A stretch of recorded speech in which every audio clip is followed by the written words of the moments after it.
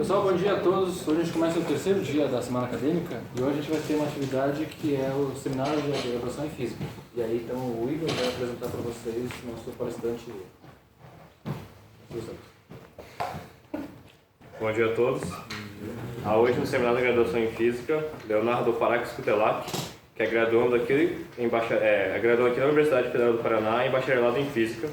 Trabalha atualmente com o professor Ismael Graf na área de magneto-ótica, estudando os efeitos Faraday e Kerr. Durante um ano fez intercâmbio na Washington and Lee University dos Estados Unidos. Durante a sua estadia, trabalhou com o professor Joel Killner na área de mecânica dos fluidos. Atualmente é um dos integrantes da organização dos próprios seminários da graduação e hoje apresenta o seminário intitulado Efeitos da pressão hidrostática no efeito Hall anômalo do composto de manganês 3-germânio, que é baseado no seu trabalho realizado durante o 26º Programa de Bolsas de Verão no CNPq. Com vocês apresento o Leonardo Parax Kutelak. Bom dia, obrigado Igor pela apresentação. Eu vou falar então sobre os efeitos da pressão hidrostática no efeito Hall no composto de manganês 3-germânio. Quem orientou lá na LLS foram os professores Narciso e Ricardo. E eu só vou passar aqui o sumário para vocês, mas eu vou começar falando rapidinho o que é o programa de bolsas de verão do CNPq, que acontece todo ano e eu recomendo fortemente que todos vocês se inscrevam para fazer. Lá em outubro abre as inscrições e vocês vão trabalhar no CNPq, que é o Centro Nacional de Pesquisa em Energias e Materiais, que é um laboratório de alta tecnologia em Campinas. Esse ano foram selecionados 26 bolsistas de diversas áreas, física experimental, teórica, biologia, etc. E cada bolsista recebe um orientador que recebe um projeto individual, como se fosse uma iniciação científica. E durante os meses de janeiro e fevereiro, vocês trabalham o dia inteiro fazendo seu projeto com orientação individual e vocês ganham estadia, tudo pago, alimentação, transporte. Então é um programa sensacional. Eu espero que no final da apresentação eu convença vocês que é uma coisa muito bacana para que todos se inscrevam. Aqui na FPR, não sei se muita gente conhecia, mas agora eu espero que vocês conheçam. O professor Evaldo já trabalhou lá na LLS, então é uma coisa muito bacana. Vou só voltar aqui então. Durante a apresentação eu vou mostrar para vocês então o que é o CNPq, as motivações do meu trabalho, vou introduzir os conceitos básicos para vocês entenderem o que eu fiz. Mostrar o que eu fiz lá experimentalmente, explicar um pouquinho sobre difração de raio-x, que é uma das técnicas experimentais muito importantes que eu usei lá, mostrar os resultados e, como bônus, no final da apresentação, vou ensinar a vocês como quebrar diamantes. Então, esse aqui é uma foto aérea do Centro Nacional de Pesquisa em Energias e Materiais, em Campinas, e vocês podem ver os 4 laboratórios, os TDE, que trabalham com cana-de-açúcar, o LNBio, que é o Laboratório Nacional de Biologia, que trabalha com virologia e proteínas, principalmente. Tem o LN Nano, que trabalha com estruturas nanométricas, tá? Tanto na produção e na análise. Lá em cima, vocês estão vendo um campo de obras dos cílios, que vai ser um síncrotron com o maior brilho do mundo, vai ser um dos síncrotrons mais tecnológicos do mundo inteiro. Tá? Que está para ficar pronto em 2019. Então, quem for trabalhar lá nos bolsas de verão nos próximos anos terá a chance de trabalhar nos cílios, que vai ser um dos centros tecnológicos mais alta tecnologia no Brasil. E aqui embaixo, não tem laser pointer, mas fica o LMLS, que é o Laboratório Nacional de Luz Síncrona. Aqui dentro, vocês estão vendo as instalações lá dentro. E eu vou explicar basicamente o que é um síncrotron, então, para quem não sabe, para quem não lembra. O síncrotron é basicamente um acelerador de partículas. Não é igual ao LHC, que todo mundo conhece, porque no LHC tem a colisão entre partículas. No síncrotron, a gente utiliza partículas com carga aceleradas para produzir radiação. Então o que a gente faz é acelerar elétrons no anel interior, lá no meio, que é aquele oval, até uma velocidade próxima da luz. Quando eles chegam a uma velocidade próxima da luz, a gente coloca eles no anel exterior, para que eles fiquem armazenados girando. E aí, como um elétron acelerado faz curva, devido à aceleração centrípeta, ele vai emitir radiação. E devido a motivos relativísticos, ele emite radiação tangente à curva que ele está fazendo. E em cada ponto que esses elétrons estão fazendo curva, tem essas linhas de luz, que são essas cabanas de chumbo aí que estão tangente ao círculo do síncrotron. E cada uma dessas linhas de luz é um laboratório que utiliza a radiação síncrotron para fazer análise de amostras. É interessante falar que essa radiação síncrotron é uma radiação branca. ela tem diversas energias, desde raio-x até infravermelho. Então, cada linha de luz seleciona uma faixa de energia para trabalhar nos seus experimentos. Aqui tem um esquema que meu orientador me passou, que são diversas maneiras de como você pode utilizar a radiação síncrotron para analisar suas amostras. Você pode emitir os fótons da radiação síncrotron para analisar os elétrons emitidos pela amostra, assim você consegue estudar a estrutura eletrônica. Você pode estudar os fótons espalhados pela amostra, que é o que eu fiz lá através da técnica de difração de raio-x. Você vai entender a estrutura do seu material. Você também pode analisar os fótons transmitidos através da técnica de absorção de raio-x, que é outra maneira de você entender a estrutura do seu material. E também, por final, você pode utilizar os fótons emitidos pela amostra, porque você pode jogar o raio-x ou outra radiação qualquer, excitar os elétrons da amostra, e quando esses elétrons forem excitados, eles vão emitir fótons. Então, cada linha de luz, lá, cada laboratório, não lembro quantas linhas de luz tem no total, 22 linhas de luz, cada uma especializada em um tipo de técnica experimental com luz síncrona. Algumas utilizam técnicas para analisar os elétrons emitidos, outras para analisar os fótons espalhados. Algumas utilizam técnicas específicas apenas em cristais, outras em policristais. Tem diversas linhas que estudam proteínas, outras estudam estruturas nanométricas. Então, cada linha de luz tem um trabalho específico para ser feito. A linha de luz onde eu trabalhei é a linha de luz XDS. Tá? Trabalho com difração e espectroscopia de raio-x. E aqui vocês estão vendo uma foto do aparato experimental dentro da cabana experimental de chumbo. Aqui são todos os elementos ópticos de raio-x.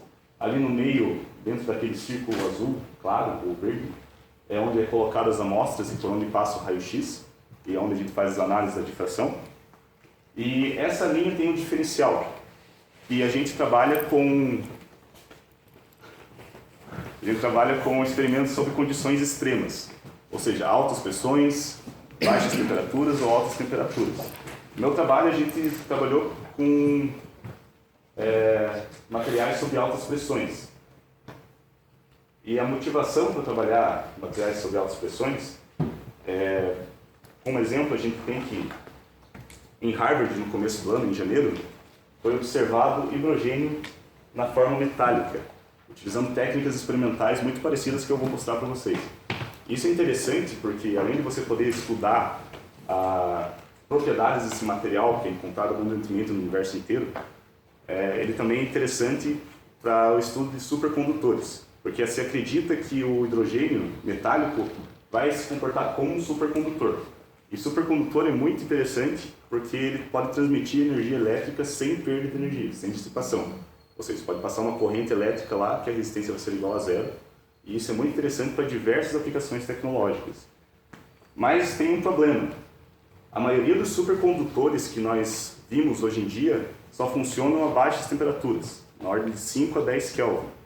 Só que não existe nenhum limite teórico para essa temperatura.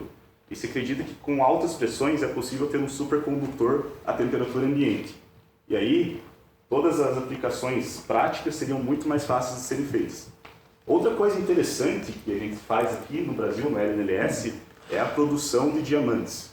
Então, com técnicas um pouco diferentes de altas pressões, é possível produzir diamantes de forma industrial. Isso é muito interessante porque os diamantes têm diversas propriedades bacanas para serem utilizados tanto na indústria ou para a ciência de base. A segunda parte da motivação do nosso trabalho, para estudar o cristal de manganês transgermânio, é que ele faz parte da família de isolantes topológicos. E no ano passado, em 2016, o Prêmio Nobel de Física foi dado a 3 físicos que estudaram as propriedades teóricas dos isolantes topológicos. E se acredita que esses materiais vão ter o poder de revolucionar a maneira que a gente faz eletrônica e espintrônica, abrindo portas para construir computadores quânticos muito mais eficientes. E os isolantes topológicos são basicamente uma evolução natural do grafeno. Então, quem conhece o grafeno, que é uma camada de carbono 2D, que tem propriedades eletrônicas muito interessantes, os isolantes topológicos são uma evolução, eles são materiais em 3D, e eles conduzem em sua superfície e são isolantes no seu interior, no seu bulk. Então, eles têm diversas propriedades bacanas, que estão sendo estudadas já recentemente, sei lá, 10 anos atrás, começou os estudos mais fortes sobre isso na área. E aqui nós temos uma imagem que mostra basicamente o que acontece. Então, existem alguns pontos em que a camada de valência e a camada de condução estão mais próximas uma da outra, e é nesse ponto onde o material é condutor. lá nas bordas do gráfico, onde as camadas de valência e de condução estão um pouco mais, as bandas, perdão, melhor dizendo, estão mais afastadas, é onde ele se comporta como isolante. Então, uma coisa interessante que a gente trabalha nesse cristal de magnetite germânico para entender suas propriedades como isolante topológico é fazer medidas de efeito Hall. O efeito Hall é uma técnica experimental muito difundida no mundo inteiro. Aqui no Brasil tem vários grupos que estudam propriedades de materiais usando efeito Hall. Inclusive aqui na UFPR temos o grupo do professor Dante que faz medidas de efeito Hall. E esse efeito Hall ele foi descoberto em 1879, já está aí há mais de 100 anos. Tá? E eu vou relembrar para vocês como ele funciona, ou ensinar para quem não sabe, o que é o efeito Hall. Então o Edwin Hall lá fez um experimento com uma placa de cobre. Ele colocou 2 fiozinhos, tá? E passou uma corrente pela placa de cobre. E aí, ele aplicou um campo magnético perpendicular a essa corrente, como vocês podem ver na figura, de baixo para cima. E o que acontece é que devido a uma força magnética, que é um produto vetorial, tá? Ali está um X, mas é um produto vetorial, então lembre da regra da mão direita. Um elétron com uma velocidade vai sofrer uma força que vai fazer com que ele faça uma curva. Então esse elétron vai se acumular numa das bordas dessa placa de cobre. Então você vai começar a ter acúmulo de carga negativa numa das bordas e, consequentemente, um acúmulo de cargas positivas na outra borda. E isso vai causar uma tensão e um campo elétrico. Só que esse campo elétrico é a corrente. De forma que vai chegar uma hora que a força elétrica e a força magnética vão ter a mesma magnitude, só que sentidos contrários. O que vai acontecer é que a corrente vai passar pelo cobre como se nada tivesse acontecido, só que vai ser criada uma tensão entre as bordas. E essa tensão a gente chama de voltagem Hall. E aí, quando a gente tem uma tensão e uma corrente, a gente pode relacionar pela fórmula V igual a RI, a gente pode definir uma resistência. E essa resistência é chamada de resistência Hall. Na prática, ela só é utilizada para fazer gráficos e tudo mais na comunidade científica. Mas o que vocês têm que saber do efeito Hall é que você passa uma corrente, aplica um campo magnético e surge uma tensão entre as bordas desse material. Tá? Então esse fenômeno é bem descrito experimentalmente pela equação linear R de resistência Hall igual a uma constante vezes o campo magnético aplicado. Ele é bem simples, tá? Bem entendido também. Só que 2 anos mais tarde, o próprio Edwin Hall fez o mesmo experimento em uma placa de ferro, que é um material magnetizado, ou seja, ele tem um campo magnético intrínseco. E ele observou que a magnitude do efeito Hall na placa de ferro era 10 vezes maior do que na placa de cobre. E por isso esse efeito ficou conhecido como efeito Hall anômalo, porque ele era muito maior do que no material não magnetizado. E por muito tempo se acreditou, e ainda existe muita discussão na comunidade científica, para descrever por que o efeito Hall anômalo acontece. Primeiro se acreditava que se deveria apenas a mais um termo de uma constante vezes a magnetização da amostra. Porém, ultimamente está tendo muitos trabalhos que discordam com essa descrição, e é aí que o cristal de manganês tergermânio entra. O cristal de manganês tergermânio, que faz parte dos isolantes topológicos, ele tem uma célula unitária hexagonal, como vocês podem ver ali. As cores são diferentes, que é uma cor para cada plano. Tá? Eu acho que a maneira mais simples de explicar esse cristal é vendo o seu plano, porque o plano faz uma estrutura de Kagome que tem hexágonos cercados por triângulos em todos os lados. Essa é uma estrutura que eles fazem cestinhos artesanais no Japão, eles utilizam essa estrutura aqui. E no cristal, a gente tem um germânio no centro do hexágono e um manganês nos vértices dos triângulos. Então cada triângulo vai ter um manganês e no centro do hexágono você tem um germânio. E o interessante sobre esse cristal é que ele é um material antiferromagnético, ou seja, os spins deles estão orientados um para cima, um para baixo periodicamente, de forma que a magnetização dele é igual a zero. E apesar de ele ter uma magnetização igual a zero, ele apresenta um efeito Hall anômalo gigante. Então aquela equação que eu mostrei para vocês lá atrás, que fala que o efeito Hall anômalo dependeria de uma constante vezes a magnetização, não consegue descrever o que está acontecendo com o efeito Hall desse material. E tem outra coisa muito interessante que acontece, que meu orientador viu lá na Alemanha e está nesse gráfico aqui.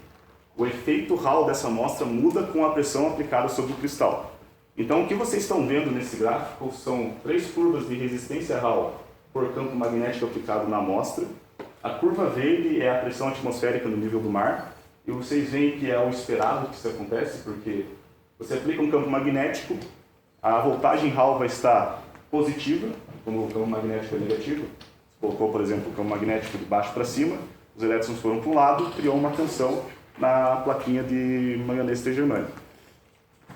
E quando você aplica uma pressão de 1 gigapascal, para quem não lembra, uma atmosfera terrestre tem 10 na quinta pascal e gigapascal é 10 na sexta. Então, com 1 gigapascal, a gente tem a linha azul. E vocês começam a ver que a mudança, já tem uma mudança no sinal de resistência Hall dessa amostra.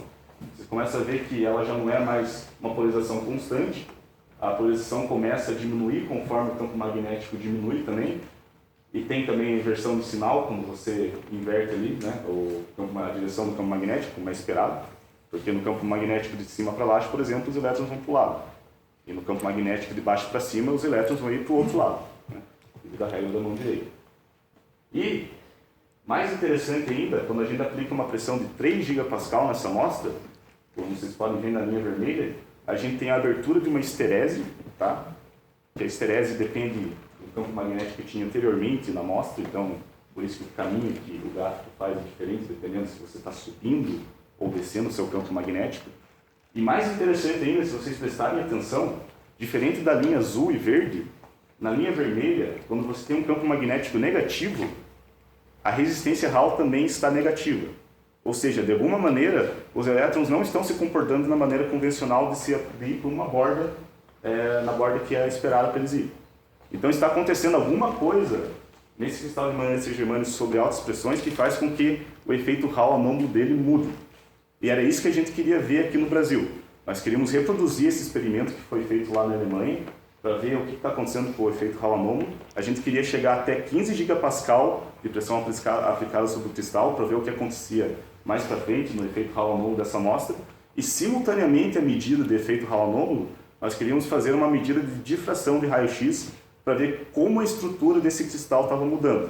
Porque pode estar acontecendo que a estrutura do cristal mudou e de certa forma ele se tornou magnetizado. Ou pode ser que a estrutura do cristal permaneceu a mesma e a magnetização é igual a zero e tem outra coisa que explica esse fenômeno que está acontecendo no sinal de efeito Hall anômalo.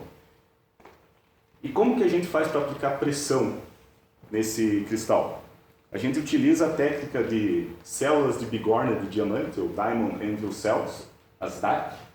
E as DAC são esses pequenos invólucros de metal que tem um tamanho de metade de uma latinha de refrigerante, tá? E dentro delas você tem 2 diamantes, e esses diamantes estão com as pontas uma voltadas para a outra. E no meio dessa ponta, entre essas 2 pontas, a gente coloca a amostra, e aí nós aplicamos uma força sobre essa célula de pressão, de maneira a criar pressão sobre a amostra. Já vou explicar com mais detalhe ali o que acontece no centro, entre os 2 diamantes, mas a gente aplica força na célula de pressão utilizando uma membrana, onde a gente coloca um gás, tá? Aqui no Brasil a gente usa gás hélio, e essa membrana expande, de forma a criar uma força na célula de pressão, que vai fazer com que os diamantes tentem chegar mais próximos um do outro, criando uma pressão no espaço onde está a amostra entre os 2 diamantes. Tá? E a gente não precisa de uma força muito grande sendo aplicada na DAC, porque a gente utiliza o princípio básico que pressão é força sobre área. O que acontece é que os diamantes dessa célula de pressão têm um diâmetro muito pequeno, na ordem de micrômetros. O diamante que eu utilizei lá na LNS tinha 0,6 milímetros de diâmetro, ou 600 micrômetros. Então, para vocês terem noção, se eu colocasse um cavalo esférico sem atrito sobre esse diamante, a pontinha dele geraria 120 mil atmosferas de pressão, tá? Que é uma pressão já bem alta. E aí, quando isso acontece, o balão estoura. E o interessante é que a gente quer criar uma pressão homogênea sobre toda a amostra. A gente não pode só colocar, por exemplo, uma amostra e apertar o diamante em cima, porque a gente vai criar, por exemplo, uma força de cima para baixo e não vai ter força nas laterais. O que a gente tem que fazer para se livrar desse problema e criar uma pressão homogênea ou hidroestática sobre a amostra é utilizar um gasket, que é um pedacinho de metal, tá? É traduzido para o português é gacheta. O que a gente faz é pegar um pedacinho de metal que tem 1 centímetro de diâmetro, tá? Uma espessura bem fininha, e colocar entre os 2 diamantes, fazer uma cratera, utilizando os 2 diamantes. A gente vai lá, fecha a célula de pressão, pressiona esse gasket, faz uma cratera. A gente pega com o processo de eletroerosão, faz um furo, e dentro desse furo, que vai ter cerca de 300 micrômetros de diâmetro, a gente vai colocar uma amostra que vai ter cerca de 100 micrômetros de diâmetro, e sobre essa amostra a gente vai colocar fios que têm 25 micrômetros de diâmetro para fazer medida. Isso é um desafio experimental muito grande. A gente faz isso utilizando pinças, agulhas e microscópio. Então é preciso de muita paciência, tem que ter muita prática com as mãos para conseguir fazer isso. Eu passei muito tempo tentando fazer isso lá na LMLS. E como eu ia dizendo, para você aplicar uma pressão homogênea, a gente tem que colocar um fluido ali onde a amostra está depositada.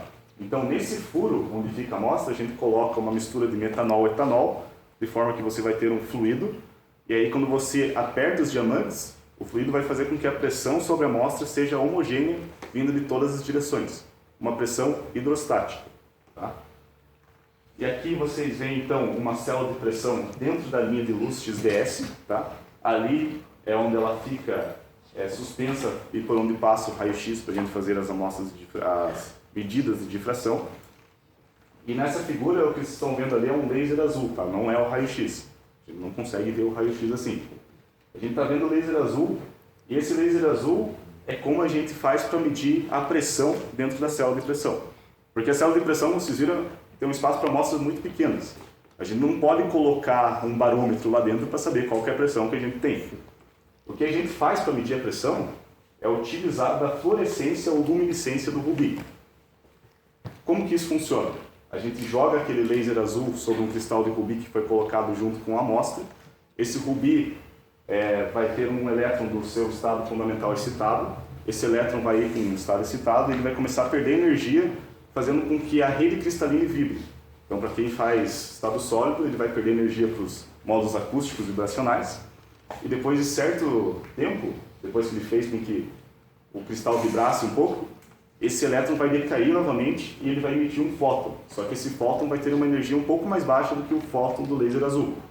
De forma que a gente vai ver luz vermelha, na ordem de 700 nanômetros. E por que isso é interessante? Existem vários trabalhos experimentais e teóricos que mostram que o comprimento de onda do pico do espectro observado da luz vermelha do rubi está relacionado à pressão aplicada sobre o cristal do rubi. Então, se a gente vê um espectro desses lá no espectrômetro, a gente consegue medir qual que é o comprimento de onda do pico mais alto lá, e através do comprimento de onda do pico mais alto, a gente sabe qual que era a pressão aplicada sobre o cristal do rubi e, consequentemente, qual que era a pressão que estava dentro da célula de pressão.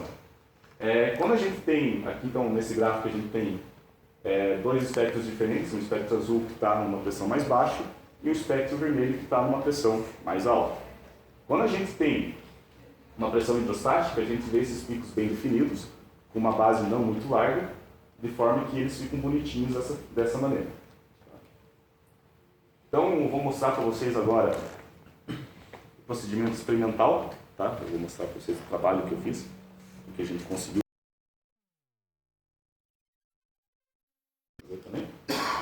Então, o nosso objetivo inicial era reproduzir o que foi feito lá na Alemanha. Isso aqui é uma foto que o meu orientador tirou lá, que é uma amostra sobre o diamante de 600 micrômetros. Então, a amostra tem ali cerca de 100 micrômetros de lado. Ele está sobre o diamante de 600 micrômetros e temos 4 fios de 25 micrômetros sobre a amostra. A gente queria reproduzir isso aqui para fazer medidas de efeito Hall sobre altas pressões. Como que a gente faz isso? A primeira coisa que a gente tem que fazer é preparar o gasket, que é esse pequeno disco de metal que tem 1 centímetro de diâmetro. A gente primeiro faz um furo, uma cratera no meio dele.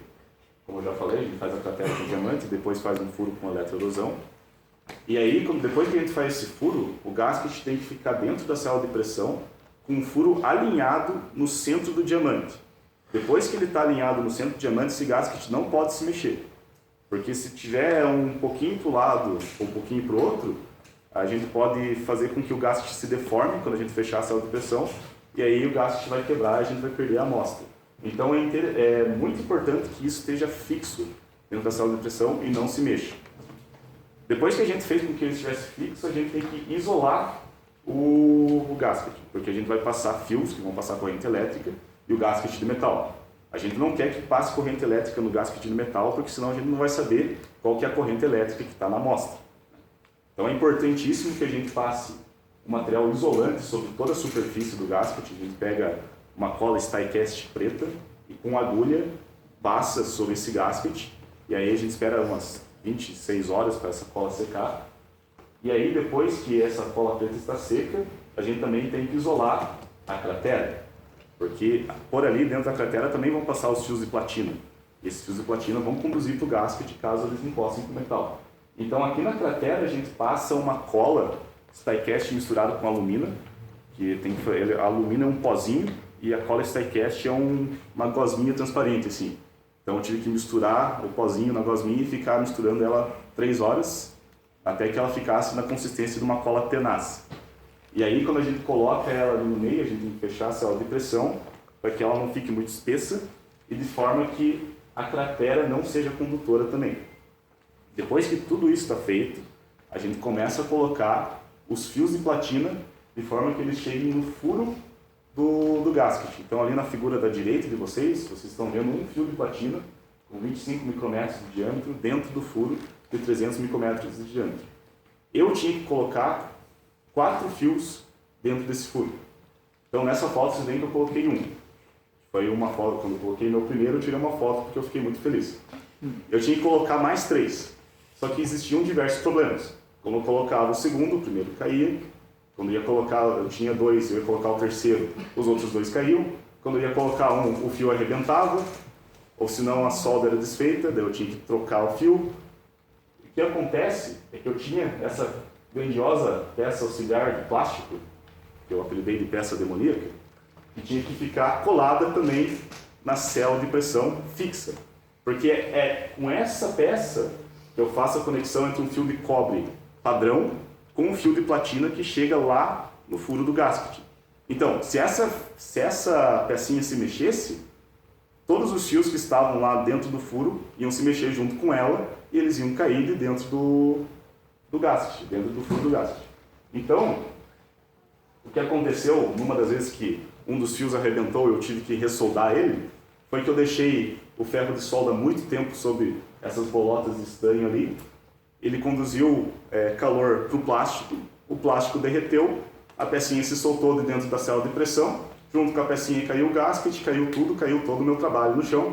Eu fiquei olhando ele assim e vi que tudo estava perdido. Então, eu não consegui fazer medidas de efeito Hall anômalo aqui no Brasil, infelizmente. Eu cheguei muito perto, faltava apenas um fio, já tinham 3 lá dentro, era o último, e não deu certo. Mas como a gente é brasileiro, a gente não desiste nunca, a gente tenta de novo. Então eu estava lá fazendo o segundo gasket, passando a cola isolante dentro da cratera para fazer a isolação do gasket. E aí eu fechei a célula de pressão, né, para esperar que a cola secasse, e no outro dia eu fui abrir ela. E você espera que a cola da célula de pressão, que é uma cola porreta, que segure tudo, que segure o diamante dentro da célula de pressão. Mas naquele dia o que aconteceu foi que a cola do gasket segurou o diamante no gasket. E aí ele ficou preso sobre a peça de metal e eu fiz esse anelzinho aqui, que ficou muito bonito. Só que a célula de pressão foi inutilizada, porque o diamante caiu de dentro dela. Ou seja, para consertar a célula de pressão ia demorar pelo menos uma semana e eu não tinha tempo para fazer isso. Então, infelizmente, não deu para fazer medidas de efeito Hall aqui. Mas, é claro que nós tínhamos um plano B. A gente não ia ficar sem nenhum resultado. Quem faz física experimental sabe que nem tudo dá certo todas as vezes, então a gente já pensa num plano B. E o plano B era fazer medidas de difração de raio-x para entender o que está acontecendo com a estrutura do cristal. Mesmo que a gente não fizesse medidas de efeito Hall sob altas pressões, até 15 GPa, nós poderíamos entender o que está acontecendo com a estrutura do cristal até 15 GPa. Então eu vou falar para vocês um pouco sobre difração de raio-x, mas eu vou introduzir vocês falando sobre difração, porque no fundo é o mesmo fenômeno. Então, a difração acontece em qualquer onda mecânica, como que o som estou falando. A minha voz está interagindo com a porta ali, por exemplo, e está saindo lá para fora. Então, mesmo quem não esteja diretamente de frente para mim aqui na porta, vai conseguir me ouvir no corredor, tá? Porque a porta vai se comportar como se fosse uma fonte de som que está emitindo frentes de ondas circulares, tá? A mesma coisa acontece com luz visível, como a gente vê no laboratório de Física 4, por exemplo. quando a gente joga uma luz azul, por exemplo, de 450 nanômetros, numa superfície, numa interface que tem uma fenda, que tem uma ordem de grandeza igual ao comprimento de onda, ou similar ao comprimento de onda da luz visível do azul, essa fenda vai se comportar como uma fonte de luz pontual no local da fenda, não pontual, uma fonte de luz no local da fenda. E aí ela vai começar a emitir uma luz com padrão, com frentes de ondas circulares. Só que a brincadeira começa a ficar interessante quando você tem duas ou mais fendas na sua interface, de modo que a luz emitida por cada uma das fendas vai interferir. E se você coloca o anteparo, devido à interferência totalmente construtiva ou totalmente destrutiva, você vai ver pontos de máximos e mínimos. Então isso aqui é um experimento que a gente faz no laboratório de Física 4, e vocês vão ver no anteparo um padrão de interferência como aquele. E o interessante é que, medindo as distâncias entre os máximos ou a distância entre os mínimos, você consegue calcular as suas propriedades geométricas do seu objeto difrator. No caso aqui, nós poderíamos calcular a distância entre as duas fendas. Outra coisa interessante que a gente faz lá também é pegar um fio de cabelo e colocar o fio do cabelo na frente do laser.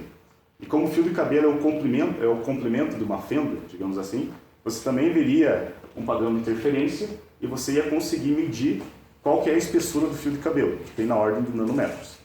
Então, se você está querendo ver as propriedades geométricas de um material que tem na ordem de nanômetros, você vai utilizar a luz visível, que tem um comprimento de onda na ordem de nanômetros.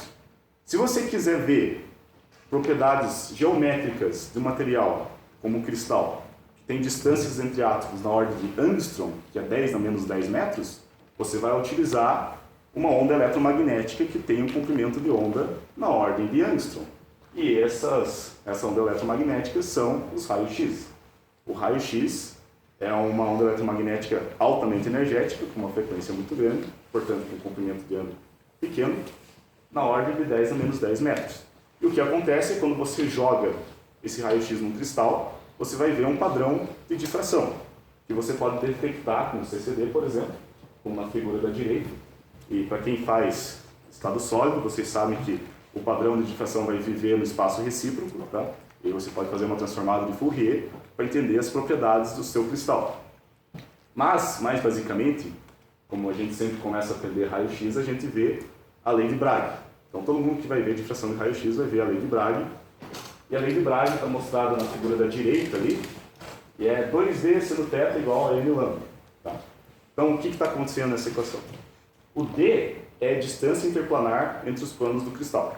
Tá? O θ é o ângulo de reflexão do feixe de raio-x em relação ao plano do cristal. Em ótica, o θ que a gente usa é em relação à normal do plano. Na lei de Bragg é em relação ao plano. Tá?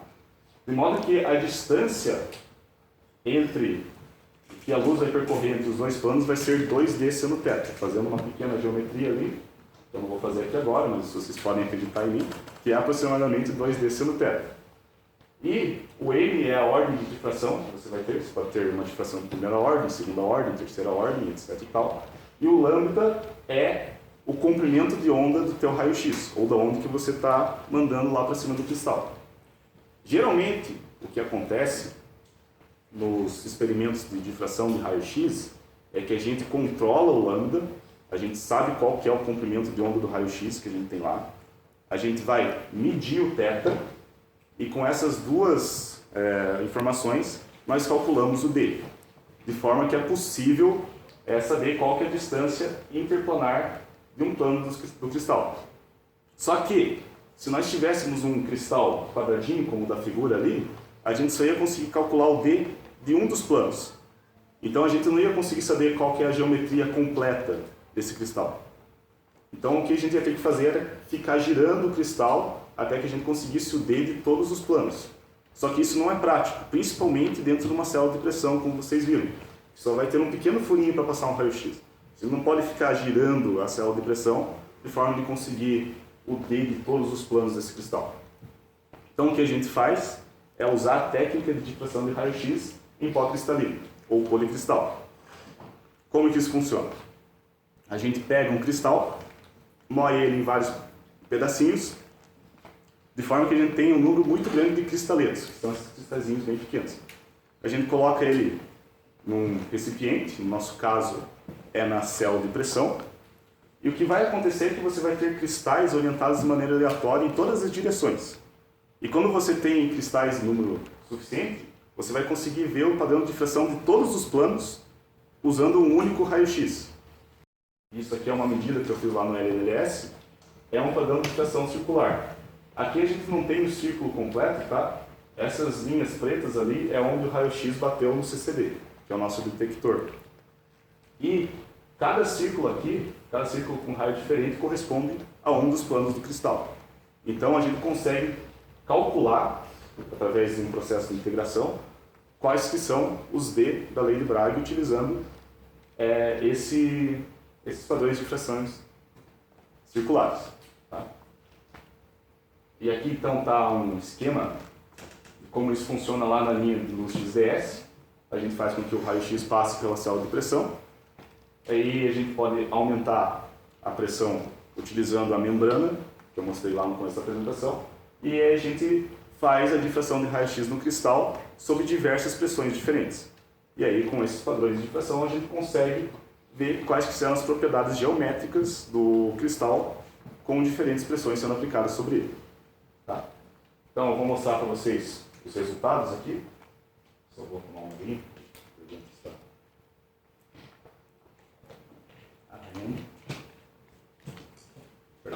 Então, aqui estão os resultados dos nossos padrões de difração dentro do dedo. Na esquerda de vocês, a gente está vendo primeiro um padrão de difração de raio-x simulado à pressão atmosférica para o manganês de germânio. Com esse padrão de difração simulado, a gente consegue identificar qual pico corresponde a qual plano do cristal. Tá? Então, primeiro a gente fez aquela simulação. E na figura da direita, vocês estão vendo diversos padrões de difração, um para cada pressão diferente. Cada cor, ali nesse gráfico da direita, é uma pressão. Tá? E de cara o que a gente vê aqui, que é muito interessante, é que não houve o surgimento de nenhum pico inesperado e não houve o desaparecimento de nenhum pico no padrão de difração. Isso significa que a estrutura do cristal permaneceu inalterada em todas as pressões aplicadas sobre ele. Ou seja, aquela hipótese de que o cristal estava tendo sua estrutura alterada e que poderia ocorrer uma magnetização nele, não era correta. Ou seja, a estrutura do cristal permaneceu inalterada, de forma que alguma outra coisa vai explicar o efeito Hall anômalo gigante que aparece no cristal de manganês germânio. O que a gente viu, porém, é que, conforme a gente aplica a pressão, os picos de difração vão andando cada vez mais para a direita. Ou seja, o θ dele está ficando cada vez maior. E se vocês lembrarem da lei de Bragg, lembrando que o lambda é constante, porque a gente coloca o raio-x com o comprimento de onda que a gente quer, o θ está aumentando, logo o D está diminuindo. Isso aconteceu para todos os planos do cristal. De forma que o volume da célula unitária, a gente pode calcular através de técnicas iterativas ou um processo chamado de Hitchell, a gente consegue calcular os parâmetros de rede do cristal e consegue calcular o volume da célula unitária através da posição dos picos de raio-x. E o que a gente viu é que o volume cai, como esperado. Tá? Então, se os Ds de todos os planos do cristal estão diminuindo, o volume vai decair, como vocês podem ver no gráfico. Então, quanto maior a pressão, menor o volume. Só que o que a gente viu de cara, que é muito interessante, é que entre 2 e 3 gigapascal, como está ali destacado na figura da esquerda de vocês, há uma queda abrupta no volume. Ou seja, ele está se comportando de uma maneira, permanecendo mais ou menos no mesmo volume, e depois que passa para 3 gigapascal ele cai, e aí começa a decair linearmente. E isso é muito interessante porque, se vocês lembrarem, lá no começo da apresentação, é entre 2 e 3 gigapascal que acontece a inversão no sinal de resistência Hall do efeito Hall anômalo do cristal manganês germânio. Então acontece alguma coisa na estrutura do cristal, na estrutura eletrônica do cristal, já que ele continua tendo uma célula unitária hexagonal, continua tendo um plano que segue lá a estrutura de Kagome. Então, essa queda abrupta no volume da célula unitária causa uma mudança no comportamento eletrônico do cristal, que por consequência vai causar uma mudança no efeito Hall anômalo observado dentro desse cristal. Tá? Então, isso aqui foi um resultado muito interessante que a gente observou aqui no Brasil. Aí, claro que a gente não consegue saber se houve uma mudança na magnetização da amostra apenas vendo a geometria do cristal, mas foi feito também em colaboração com a França, um laboratório na França, medidas de difração de nêutrons, na qual se confirmou que a magnetização da amostra continua sendo igual a zero, ou muito próxima de zero. Então, não houve mudança na magnetização, não houve mudança na estrutura, porém, existe essa mudança no efeito Hall anômalo, que é devida a simplesmente o posicionamento dos elétrons dentro desse cristal. Tá? E aqui o bônus para vocês, que eu falei que isso lá no final da apresentação, é de como quebrar diamantes. Então, só voltando um pouquinho aqui, uma coisa que a gente queria fazer era ir de 0.1 gigapascal até 15 gigapascal. E era interessante também fazer a volta, vir de 15 gigapascal e voltar para 0.1 gigapascal. Só que o que aconteceu quando a gente estava fazendo nossas medidas, quando a gente chegou até 9, 10 gigapascal, nós tínhamos picos de fluorescência do cristal do rubi que estavam lá dentro, igual o da figura de esquerda de vocês.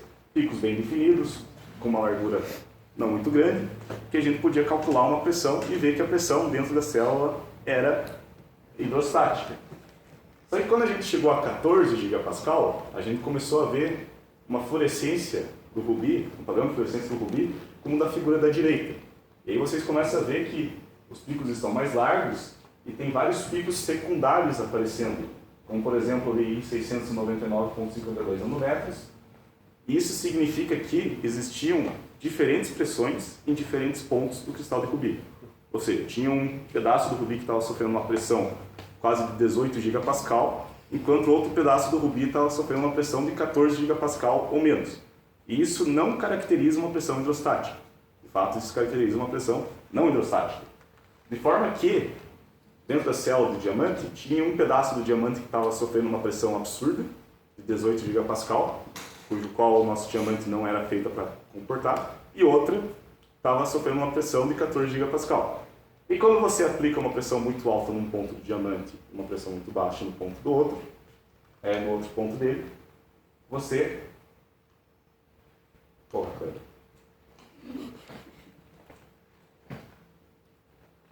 moe o diamante. A estrutura cristalina cliva e ele vira pozinho. Então, ali na figura da esquerda vocês veem um diamante inteirinho dentro da célula de pressão e na figura da direita vocês veem um diamante que foi completamente despedaçado. Então, a gente não pôde fazer a volta porque o diamante quebrou e daí ficou lá na linha de luz. E quem me mandou essa figura aqui que vocês estão vendo foi meu orientador, porque a gente ficou fazendo medida até as 4 da manhã. E a gente viu assim, terminamos, deixamos uma pressão lá, vamos dormir, né, que já está tarde. No outro dia eu acordo com uma imagem no WhatsApp falando assim, que o primeiro diamante a gente nunca esquece. Está aqui o diamante que eu quebrei. Então, esse diamante custa $10 mil.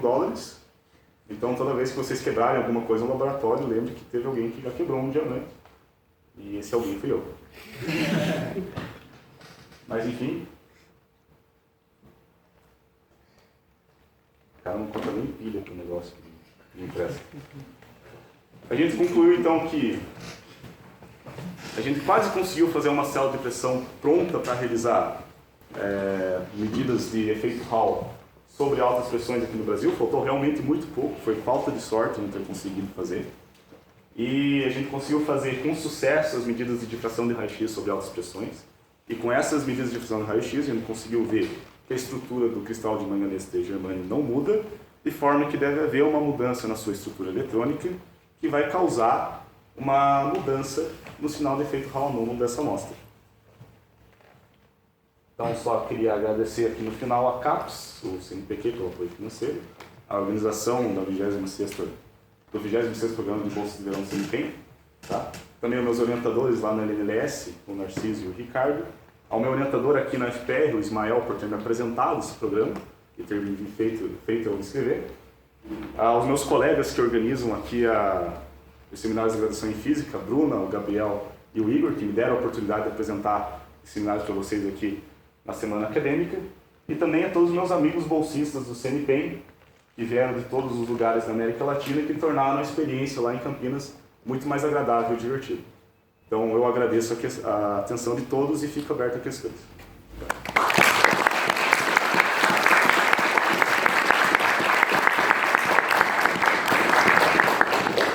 Como o próprio Leonardo disse, perguntas?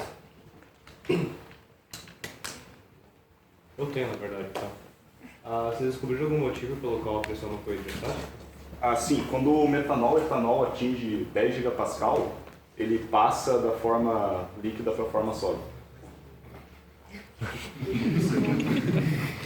Então, eu não sei se ele chega a ficar sólido, mas ele não vai se comportar como líquido hidrostático. Então, o máximo que você pode chegar com etanol é 10 gigapascal ou 1 gigapascal. Mas no caso, então, tem como utilizar uma outra substância para fazer essas medidas? Sim, inclusive quando a gente faz medidas que dependem de, por exemplo, do efeito Raoult, a gente tem que passar uma corrente, a gente não pode usar metanol e etanol, porque senão vai dar zica na hora de passar a corrente no fio. O que a gente tem é uma câmera que faz com que você coloque hélio dentro daqueles pacientes amostras. O hélio é um gás nobre, ele não vai interagir muito, mas ele vai criar uma pressão hidrostática sobre a amostra. Então, se você quiser fazer pressões mais altas do que 10 gigapascal, você tem que colocar o hélio. Mais alguma pergunta, pessoal? Pode dizer um pouquinho como foi a tua experiência lá no CNPEM? Lá foi muito bacana, sabe? Os orientadores me ajudaram muito, tanto na questão acadêmica quanto na questão pessoal, assim. Tudo que eu precisava fazer lá, eu tinha ajuda. Teve dias que eu tive que ficar até de madrugada lá fazendo medidas, então até, como falei, 4 da manhã. E aí eles me levavam comida, me levavam para casa. Era muito legal. Lá era um laboratório de ponta mesmo, laboratório de primeiro mundo, alta tecnologia. Todo mundo que trabalha lá sabe o que está fazendo. Todo mundo lá é muito gente boa, está disposto a te ajudar, a te ensinar o que eles sabem. A comida no CNPEM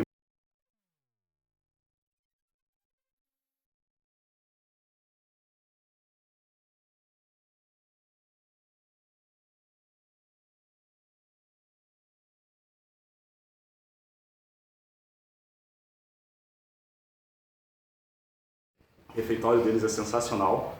E quando eu precisei ficar lá até de madrugada, eles têm alojamento, tá? E os alojamentos são muito bacanas. E também foi incrível ver a construção dos cílios lá, que eu fui ver, junto com todos os bolsistas da construção. E é do tamanho do estádio de futebol aquilo, você nem acredita que é algo para a ciência que está sendo feito no Brasil.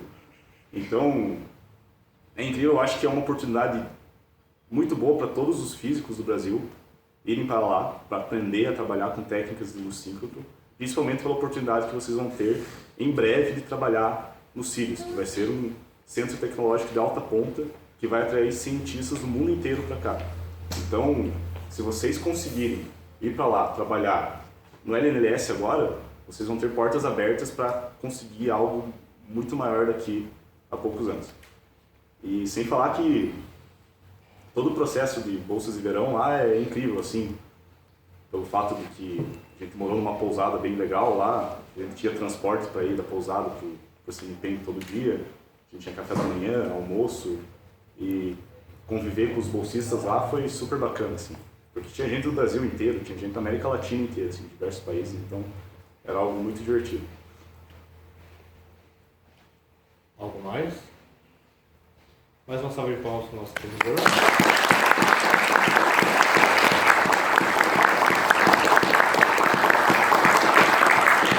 Bom, aqueles avisos de sempre. Primeiramente, agradecer ao Leonardo. Segundamente, agradecer vocês.